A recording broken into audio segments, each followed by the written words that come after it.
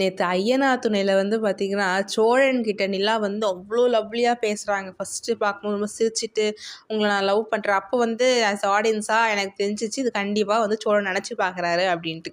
அப்படியே கரெக்ட் நினச்சி தான் பார்த்தாரு. அப்புறம் திருப்பி வந்து நிலா வராங்க, சிரிச்சுட்டே வராங்க, இதே மாதிரி லவ்வபுளாக பேசுகிறாங்க, இந்த மாதிரி உன்னை லவ் பண்ணுறேன்றாங்க.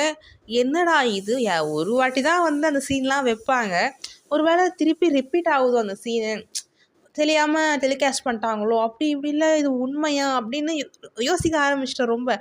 கட்சியில் பார்த்தா அதுவும் வந்து சேரனோட இமேஜினேஷன் தான்.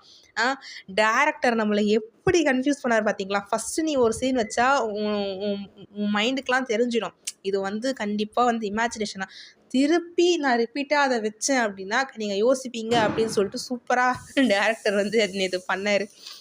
அதுதான் நேற்று செகண்ட் டைம் பார்க்கும்போது என்னடா நீலாம் உண்மையிலே கன்வின்ஸ் ஆகிட்டாங்களா சோழனை விடிச்சிருக்கா அப்படி இப்படின்னு எங்கள் ஃபேமிலியில் ஒருத்தர் மூஞ்ச பார்த்துக்கணும். என்னடா இது இப்போ தானே இந்த சீன் வந்து திருப்பி இமேஜினேஷனுக்குலாம் வாய்ப்பு அப்புறம்னு பார்த்தா அதுவும் இமேஜினேஷன் தான். ஓகே கைஸ், நேற்று என்ன மாதிரி யாரெல்லாம் கன்ஃபியூஸ் ஆனீங்க அப்படின்னு கமெண்ட் செக்ஷனில் சொல்லுங்கள்.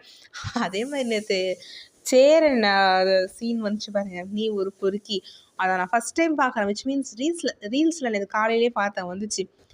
சிரிப்பை கண்ட்ரோலே பண்ண முடியல நேற்று. செம காமெடியாச்சு அந்த சீனு. சரி ஓகே கைஸ், அதே மாதிரி சேரனுக்கு வந்து ஏன் இன்னும் கல்யாணம் பண்ணாமல் வச்சுருக்காங்கன்னு தெரில. அவங்க வீட்டில் ஓகே சொல்லிட்டாங்க, இவருக்கும் ஓகே சீக்கிரம் கல்யாணம் பண்ணிட்டு முடிச்சுட்ருக்கலாம். அது ஏன் இவ்வளோ நேரம் இழுத்துட்ருக்காங்கன்னு தெரில. ஓகே பார்ப்போம் என்ன நடக்குதுன்னு. உங்கள் கருத்துக்களை கமெண்ட் செக்ஷனில் ஷேர் பண்ணுங்கள்.